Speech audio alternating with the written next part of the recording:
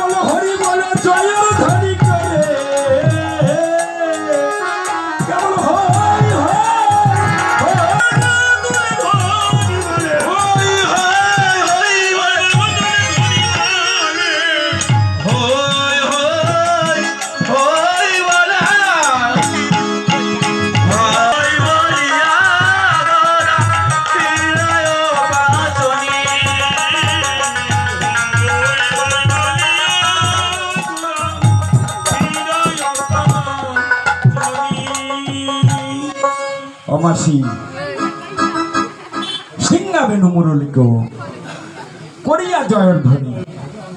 তাহলে সিঙ্গা বেনু আর কি মুরলি তিনটাই কিন্তু ভগবান শ্রীকৃষ্ণের বাঁশি। বাঁশি একটা নাম হলো তিনটা, তাই না? বাঁশি একটা, নাম হলো তিনটা। হ্যাঁ, একটা মানুষের এখন কিন্তু অনেক রকমের নাম বের হয়েছে। একটা হলো রাশির নাম, রাশি অনুযায়ী একটা রাশি কোষ্ঠী গণনা করে একটা নাম রাশি অনুযায়ী নাম আসছে, কিন্তু ওই নামটা পছন্দ হচ্ছে না গো, তাই না? হ্যাঁ, আচ্ছা, তাহলে আরেকটা নাম রাখবো। সে নামটা কেমন? নিজের ইচ্ছা মতো মন গড়া নাম। ওর নাম বল্টু হলেই ভালো হয়।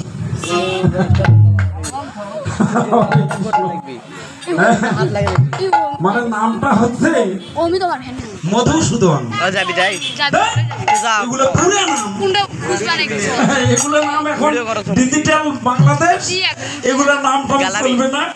এর নাম বল্টু। মাসিরা, হ্যাঁ, তার নাম কটা হলো? হ্যাঁ, দুইটা কিন্তু হয়ে গেল। এখন মধুসূদন, বল্টু, টল্টু, মানে ওর সাথে আরো একটা এসে গেছে টল্টু, তিনটে হয়ে গেল। তো এইরকম এই ভগবানের যে হাতে বাঁশিখানা ছিল, দাপর যুগে ওই যে লক্ষ্য করুন, ওটার নাম হচ্ছে বাঁশি। সিংহা, বেনু, মুরলী সবগুলো মিলে কয়টা নাম হলো? তিনটা। তিনটা যোগ করিয়ে কয়টা হলো? একটা নাম হলো বাঁশি। আমার কথাটা বুঝতে পারছেন তো? নাম হলো বাঁশি। প্রকার ভেদে সিংহা, বেনু, মুরলী তিনটা নাম একত্রিত করিয়া নাম হলো বাঁশি। তো আমার গৌরাঙ্গ মহাপ্রভুর হাতে তো সেই বাঁশিও দেখি না। আপনি তো গৌরচন্দ্রিকা কীর্তন করছেন, তাহলে ভগবানের হাতে তো বাঁশিটাও নাই। আমার গৌরাঙ্গের হাতে আছে কি? নাই, বাঁশি নাই।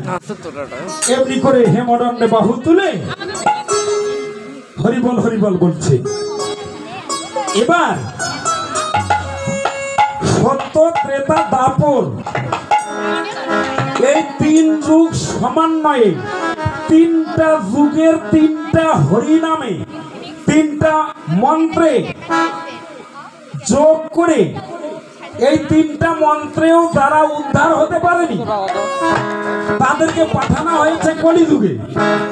সেগুলোই আমার মতো হতভাগা কিছু মানুষ। হরে কৃষ্ণ। এবার ওই তিন যুগের তিনটা মহামন্ত্র একত্রিত করে এই তিন যুগের হলো তিন যুগের তিনটা মন্ত্র, এই তিনটে একখানে যোগ করার পরে নাম হয়ে গেছে হরিনাম। কি মন্ত্র? হরি বল, হরি বল, নিতাই গৌর হরি বল।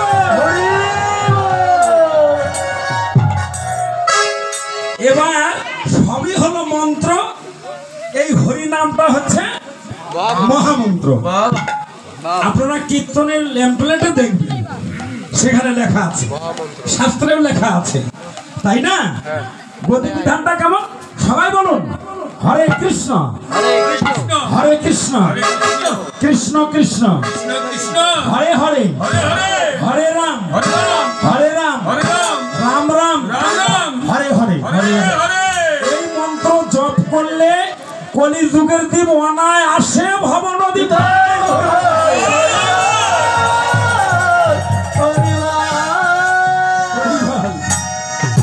তো এই মহামন্ত্র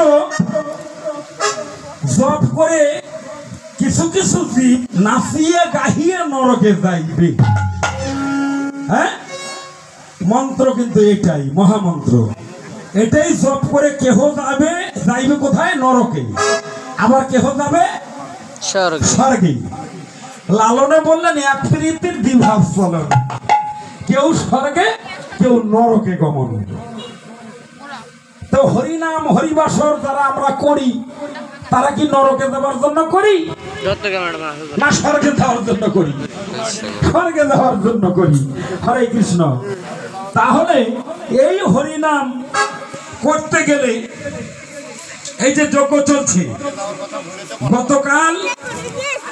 গতকাল অধিবাস হয়েছে, অধিবাস হয়নি? এই অধিবাসের 2 দিন আগের থেকে